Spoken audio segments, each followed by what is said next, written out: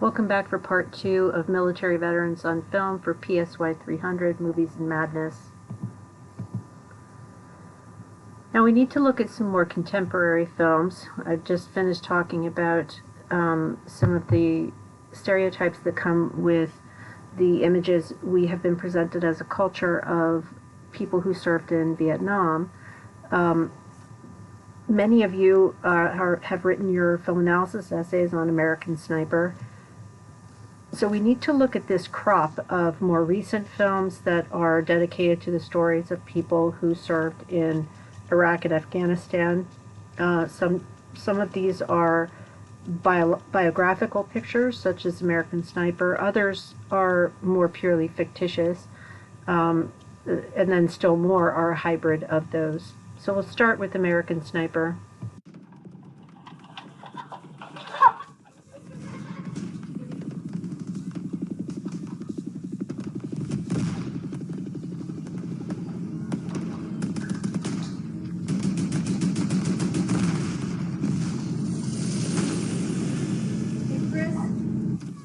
Babe.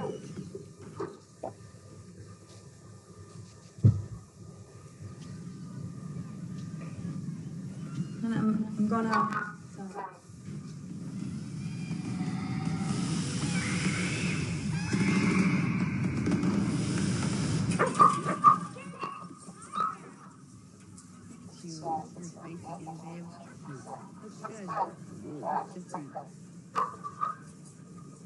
The game is Calgary. You know, since the last kid on the team, Dr. comes with a sixth girl. Isn't that insane? I go so crazy though now the kids don't want to get near me. They're just love it. And maybe you could even coach, you know? Kenna's been away that since I'm so worried she's gonna fall and burn his face or something. And she said she'll let you do it, but only you. Would you do that?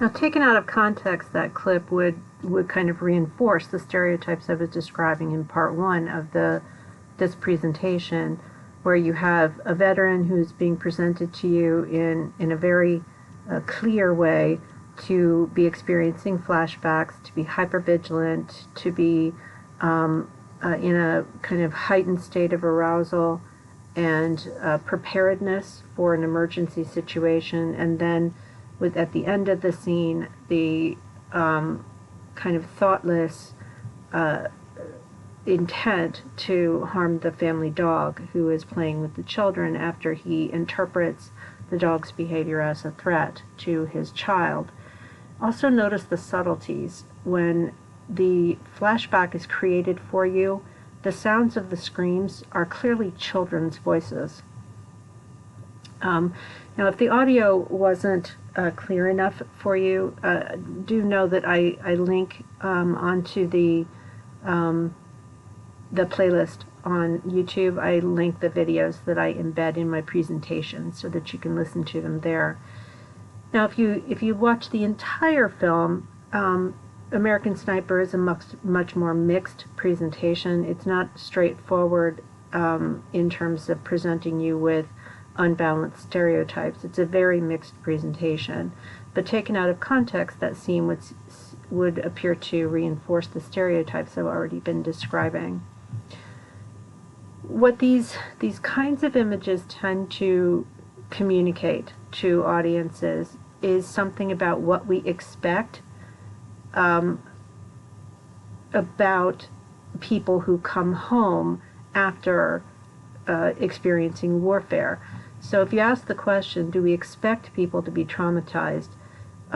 Survey research, and not just the kind of survey that I showed you at the beginning of part 1 of this presentation, but more general techniques Americans tend to assume that if you go to war, you will be traumatized by your experience. And the expectation is for that to be debilitating for the person. Now, as I noted in part one of this presentation, the actual data on the adjustment, the psychological functioning, the success of military veterans post-service tends to fly in the face of that very strong expectation. So we also tend to assume that people who return, especially in this modern crop of films that are about service in Afghanistan and Iraq, the tendency is to see an even sicker model of that we expect to come home with more problems, and problems that can't really be fixed. So I asked this question: how does the image of the particular war influence the ways in which we view the mental health impacts for veterans?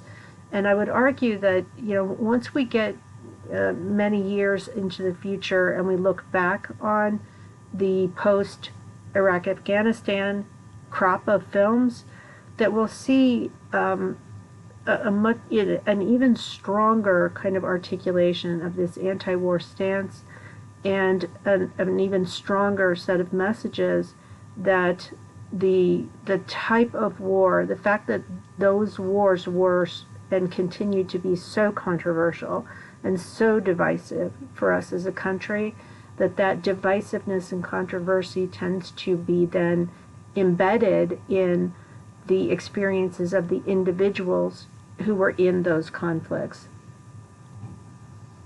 Now, you've seen Brothers, but I want to play this critical scene just to reinforce the message.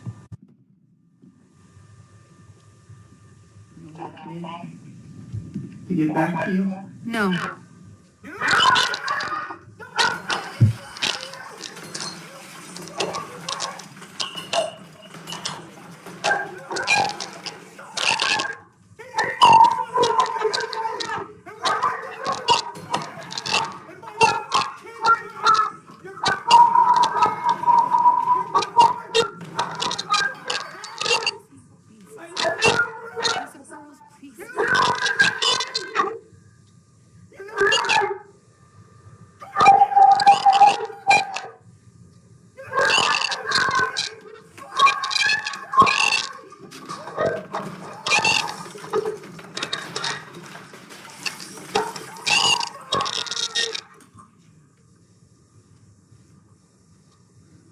What are you doing here?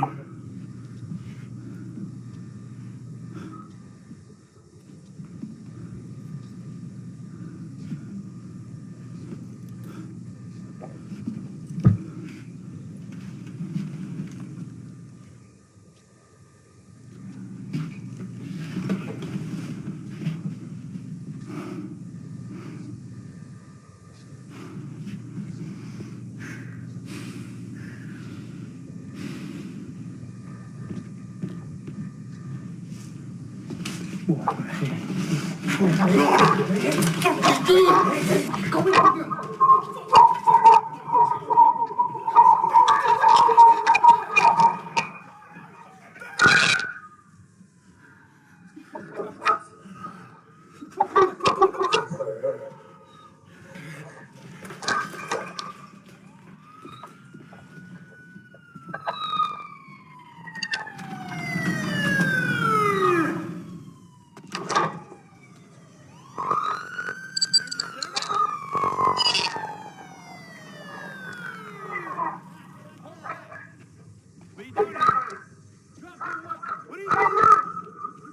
What are you doing?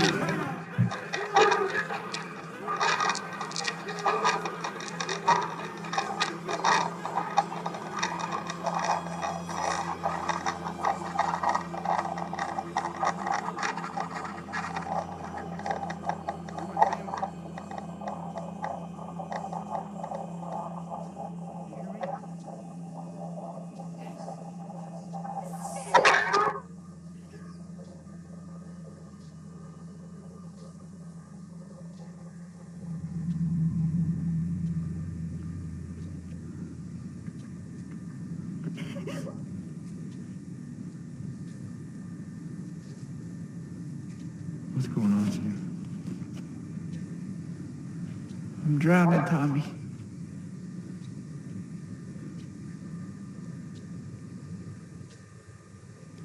Go, go, go! Get on the ground! Get on the ground now!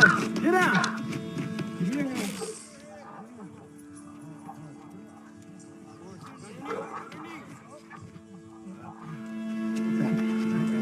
Get him up.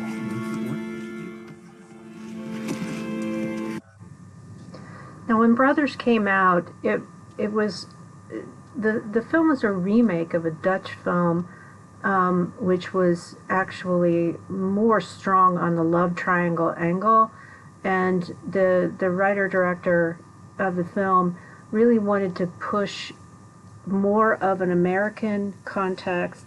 So the film was rewritten. The story was rewritten, so it was in that Afghanistan post 9/11 context.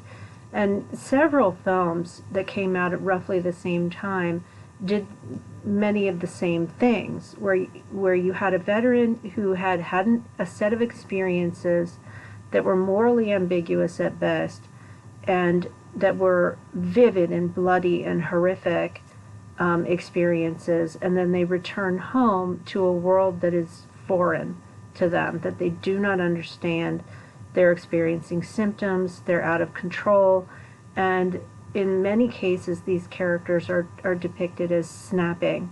While in Brothers you have a relatively successful resolution, although the main character remains hospitalized, and you could theorize potentially under court-martial, at least he has not died at the hands of the police, nor has he shot himself. Now, I want you to notice some of the details of the way these two scenes were constructed. The suggestions are that the experiences that these two men have had have scarred them irreparably, and that they will find it extraordinarily difficult, if not impossible, to fully recover. In American Sniper, as the narrative is unfolded for you, real life kind of took over the narrative. Chris Kyle was in fact murdered by another veteran, and the ending to the film had to be rewritten as a result of that. Prior to the real life Chris Kyle's murder, the ending was going to be very hopeful, very positive, with him finding a new purpose in helping other veterans. But instead, the facts of the real world kind of intrude and allow the film to push a real strong narrative of hopelessness, basically. Brothers doesn't do much better in that respect. You have a very, very damaged man who, and you know, Tobey Maguire's very much a method type actor. During filming, he lost 20 pounds or more in order to look as sick and as gaunt as he did in that final scene. So the message that you get in our current crop of war films, such as Brothers and American Sniper and The Hurt Locker, and if you ask veterans, they will often say that these are films that, while they may get combat scenes right, what they don't get is the full diversity of experiences that people have as members of the military service, and the fact that the vast majority of members of the military are quite resilient. They're highly trained, and they tend to be adaptive on their return as opposed to fragile. The messages tend to include the following themes, according to Papayannis, of alienation, traumatization, and exhilaration. These contemporary films, as I've mentioned before, they tend to describe coming home as an overwhelmingly alienating experience. You see that in Brothers, you see that in American Sniper, and in Hurt Locker. It's a subtext message in Valley of Ella, although in some ways it's quite straightforward. But in Brothers, Hurt Locker, and American Sniper, clearly all three major characters are shown wanting to go back for another deployment. And it's suggested that they're doing so because they need it, like it's a drug of some kind, and that psychologically, despite the fact that they are falling apart, they seek to be essentially, from the audience point of view, re-traumatized and have their trauma doubled. And what's to blame is the fact that their home is no longer their home. It's something that they are intensely alienated from.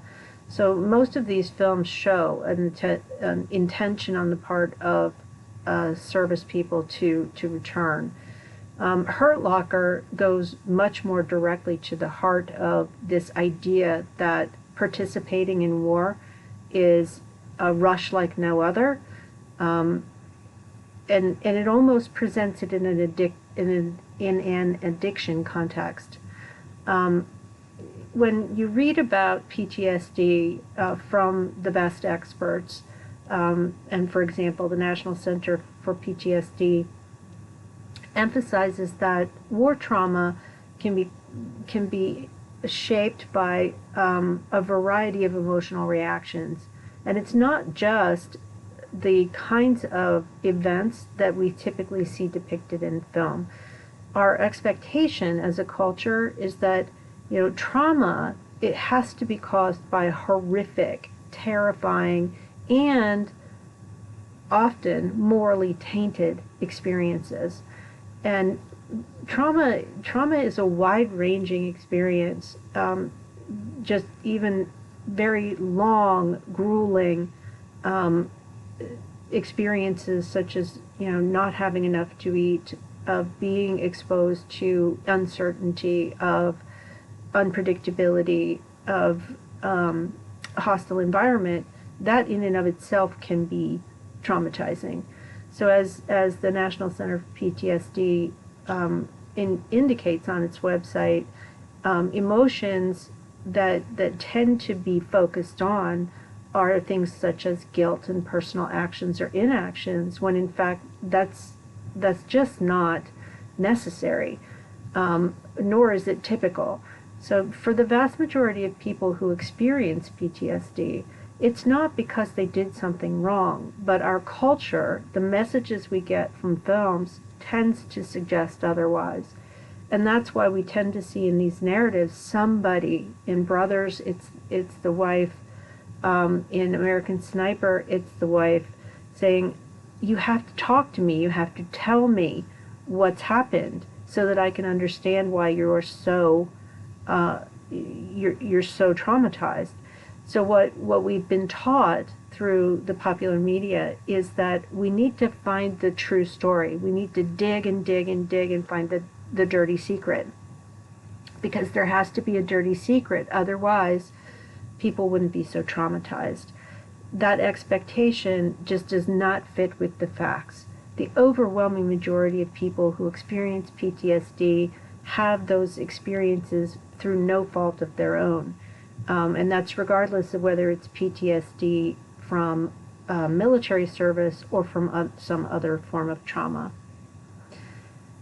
What tends to be very rare in film and television presentations is the positive aspects of military service. And those positives are huge. Wide-scale studies of people who serve in the military tend to be, and it's not some sort of psychological trick, or excessive overjustification. There are many positives to military service, but our media narrative tends to focus on the negative outcomes, the damage, the injuries, the catastrophic injuries, and the psychological damage, as opposed to looking at the whole range and diversity of experiences with military service, the good, the bad, and the ugly. We tend to focus on the bad and the ugly, and to miss almost entirely the good aspects of military service. And for lots of veterans, that's one reason discussed in what little research there is about this issue. One of their reasons for avoiding war films. It's not because it's triggering necessarily, but more because it doesn't show the full spectrum of the meaningful experiences that they had as people who serve. They also, and this is something that shows up in survey studies asking veterans about media depictions, there's a tendency to be really, really upset when veterans are shown falling completely apart and behaving in ways that are bizarre and overly violent, unpredictable, and also a rejection of images of homelessness as being atypical of the veteran experience. So again, that's kind of a double-edged sword. There are people who are veterans who have serious mental health problems and perhaps co-occurring substance abuse problems, and who suffer chronic homelessness as a result of their disabilities, and they're not being taken care of. What these veterans, though, want you to hear loud and clear is that that isn't necessarily the norm, and that for most veterans, they adjust, they are resilient, and they do quite well. Another theme that shows up very strongly in war films since we started to see waves of Vietnam, post-Vietnam films, and also with the current crop of post-Afghanistan or Afghanistan, Iraq war films, is a very strong focus on flashbacks and trauma, and very little attention paid to treatment. The flashback experience has become ubiquitous in this genre. It's become much more a part of the war film narrative since the onset of the post-Vietnam films. And you see flashback depictions almost, it's become a necessary element for writers, apparently. And frequently these are flashbacks that are shaped by cultural stereotypes about what causes trauma.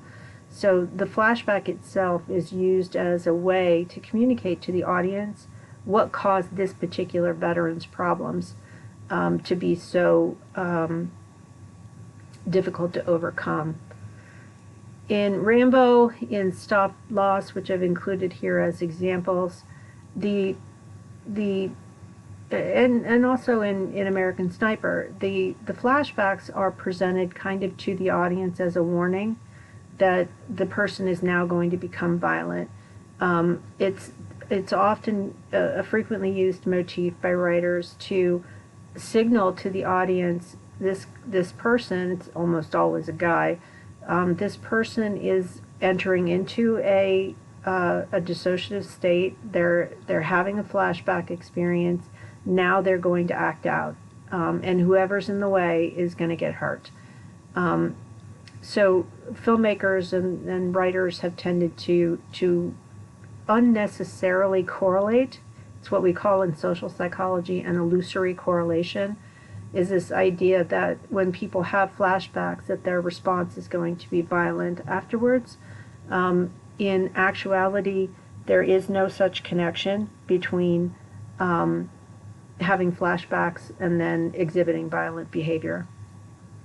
So in stories, in these narratives, memories of events are categorized uncritically as causing illness.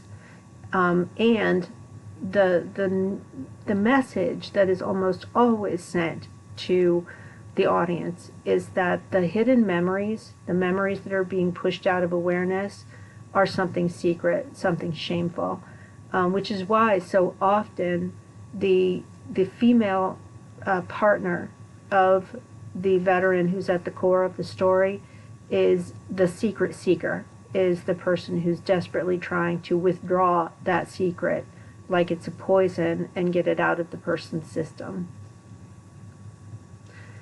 Now there are some depictions that are they're accurate in a way, but now they're being kind of presented to you in a sci-fi fantasy context.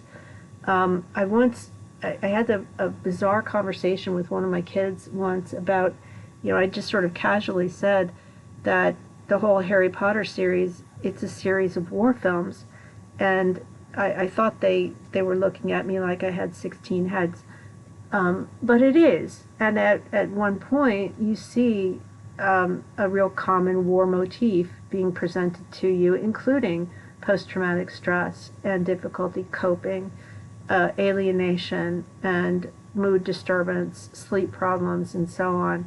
I also now have started to see real strong representations of PTSD in the various superhero franchises, including this one. I loved you in A Christmas Story, by the way. Listen, the Pentagon is scared. After all, aliens, and even the strong. Stalking a man in this predator, it's not super. No, it's not. Quite frankly, it's American business.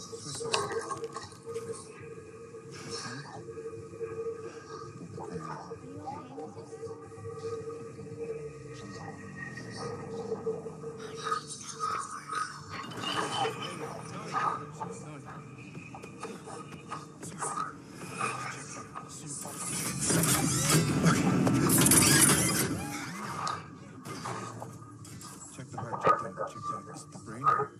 No sign of unusual brain activity. Okay, so it's poisonous.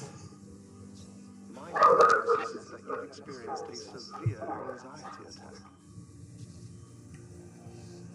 Me? Come on, man, this is a good look. Open up. Sorry. Hey, my fault. Sorry. I'm a piping hot mess. I haven't said anything. Nothing's been the same since we were. Oh, really? I didn't notice that at all. You experience things. And then they're over, I still can't explain them. I'm just a man in a can. The only reason I haven't cracked up is probably because you moved in, which is great. I feel really lucky. But honey, I can't sleep. You go to bed, I go down here, I do what I want. I take it. Threat is imminent, and I have to protect the one thing that I can't live without.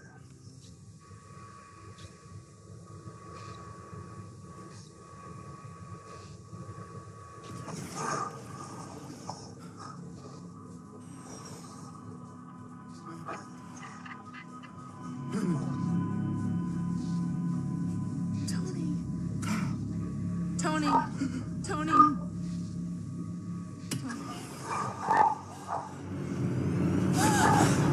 Power down!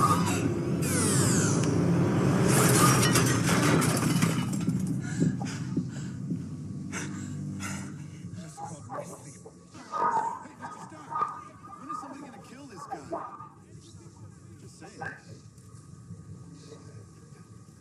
Is that what you meant? Here's a little holiday greeting I've been wanting to send to the Mandarin. I just didn't know how to phrase it until now. My name's Tony Stark, and I'm not afraid of you. So what you see there in that compilation of clips is a presentation to you in the form of a hero, a superhero, Iron Man, who has had this traumatic, basically wartime experience, and is experiencing some of the most common symptoms of PTSD, at least the ones that the public has been taught through media exposure. So the filmmaker is using flashback, is using triggers, is using images of being exposed to crowds, of being overwhelmed, of having a panic episode, night terrors, which include flashback experiences, and hypervigilance and disruption to personal relationships. So it's been interesting to see how in films like the Iron Man franchise or the various other components of that whole business, and other superhero types of franchises are kind of dipping their toe into the war narrative, and in some cases jumping in with both feet, which was the case with Jessica Jones. If you've never seen the series Jessica Jones, I believe it's on Netflix, what they did with that character was a rare example of a female character who's had a very devastating trauma experience. And as is the case in film versions of trauma stories, her trauma background is sexual as opposed to military. But the depiction is pretty spot on in terms of how she spins her life is kind of untethered and a bit out of control. She drinks too much, she doesn't sleep well, she has distant and alienated personal relationships and so on, and devastating flashback experiences. So it has been interesting to see the way in which the war narrative, the PTSD narrative, which was really kind of solidified in American cinema in the post-Vietnam era films, has continued to predominate in films where any kind of trauma is involved. As I mentioned before, it's a critical component of the Harry Potter series. It's a critical component of the Hunger Games series.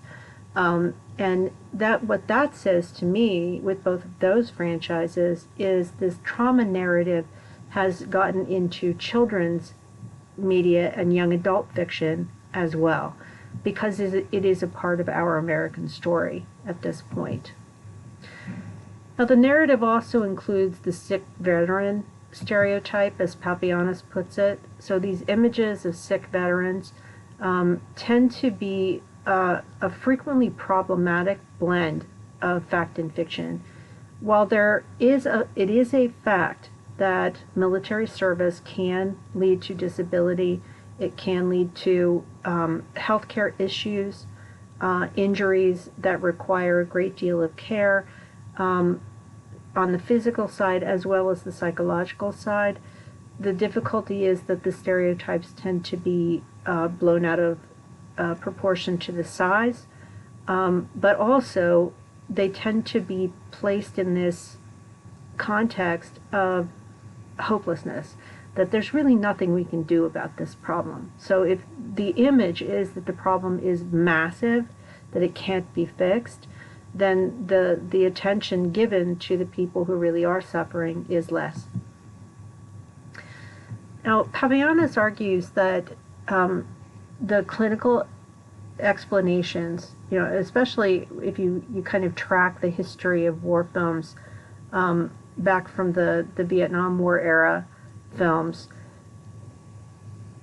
there's this weird mixture of what was actually going on in the clinical literature, talking about trauma and the symptoms of post-traumatic stress, the treatment approaches for post-traumatic stress, the way we've talked about it, even the way clinical experts have talked about PTSD, has evolved in the context of this public socio-political narrative. And that can be very problematic, because if you're allowing your clinical decision making, your understanding, your impressions of what PTSD is and how it should be treated, if that's being driven even in part by the sociocultural motif, that's problematic. And there are some reports in questionnaire research that suggest that veterans may find when they seek help that they face clinicians who have very distorted views of what their experiences in military service should have been like. So essentially what films tend to communicate is that whatever war-related problems people might be facing, I'm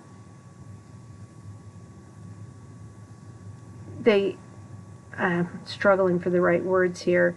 As Papayannis put it, their war-related illnesses aren't the result of problems with people in the military. It's more about that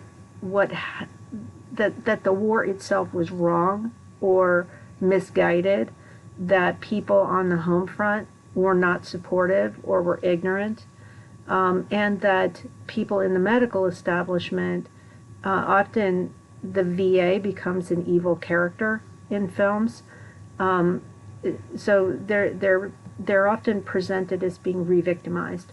So instead of saying, war-related illnesses are not directly caused by the military itself or other, say, soldiers or Marines or sailors, instead it's this bizarre combination of a misguided government making a bad move to get into a bad war.